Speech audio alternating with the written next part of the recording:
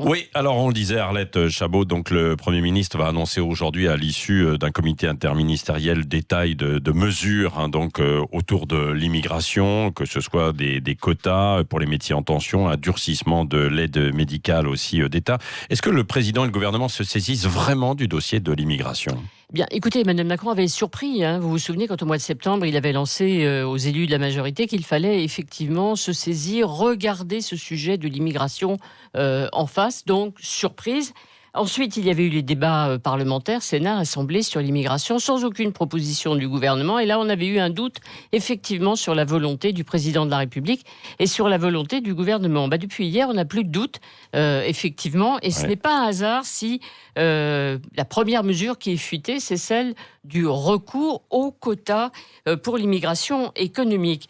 Pour deux raisons. D'abord parce que quand on dit quotas, on a l'impression que ainsi c'est l'ensemble de l'immigration qui va être régulée. Ça sonne comme ça aux oreilles de ceux qui l'entendent, alors qu'on sait que l'immigration économique ne concerne que 33 000 personnes sur les 250 000 titres de séjour accordé en 2018. Et puis ensuite, c'est la reprise d'une idée de Nicolas Sarkozy qu'il avait lancée dès 2005, l'immigration choisie, ça passait mieux que quota, qu'il avait dû ensuite, cette mesure, après l'avoir mise en œuvre, l'abandonner. Et Emmanuel Macron, c'est curieux, qui pendant la campagne présidentielle disait qu'il ne croyait pas aux politiques de quotas qu'on ne sait pas faire respecter, que ces dispositifs sont quasiment impossibles à piloter, va montrer que demain, lui, il va savoir les piloter. Ouais. C'est le deuxième défi qui se lance. Vous vous souvenez, dans Valeurs Actuelles, il disait 100% des déboutés du droit d'asile, c'est l'objectif qu'il se fixe pour les reconduites à la frontière. Ouais. Alors aujourd'hui, s'il y a des mesures en plus pour limiter le regroupement familial, on pourra dire qu'effectivement, c'est toute la politique migratoire qui est bouleversée. Oui, on peut parler véritablement d'un virage à droite d'Emmanuel Macron, parce que derrière ces dispositifs, évidemment, il y a des arrière-pensées politiques. Alors il y a une explication, c'est d'abord la réalité. Quand même, la loi, vous vous souvenez, Asile-Immigration, votée en 2018, la loi Colombe, elle n'a pas donné les effets qui étaient espérés. Ensuite, autre réalité, le nombre des demandeurs d'asile qui continue à augmenter en France alors qu'il baisse ailleurs en Europe.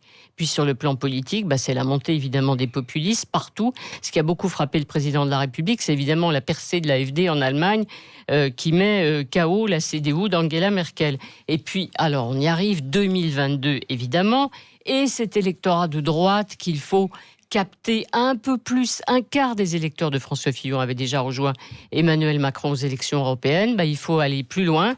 Et pour pas que ces électeurs de droite, évidemment, tout faire pour qu'ils ne rejoignent pas Marine Le Pen. Car si vous ne l'avez pas compris, on est bien tous les jours un peu plus en avant dans ce duel Marine Le Pen, Emmanuel Macron. Édouard Philippe, hier soir. C'est étonnant à l'Assemblée nationale. C'était très surprenant. Racontez en 30 secondes pour les auditeurs. Question de Marine Le Pen, c'est très rare qu'elle interroge le gouvernement. Elle fait un patchwork, elle met tout dedans, les retraites, les gilets jaunes, et elle interroge le Premier ministre qui lui répond en affirmant je sens bien que cette question est adressée en fait à Emmanuel Macron et vous aurez peut-être une autre occasion de débattre avec lui. Ouais. En même temps, c'est moi qui vous réponds. Donc, s'il n'y a pas meilleure manière d'installer un duel qui semble, à leurs yeux, inévitable pour 2022. Merci Arlette Chabot.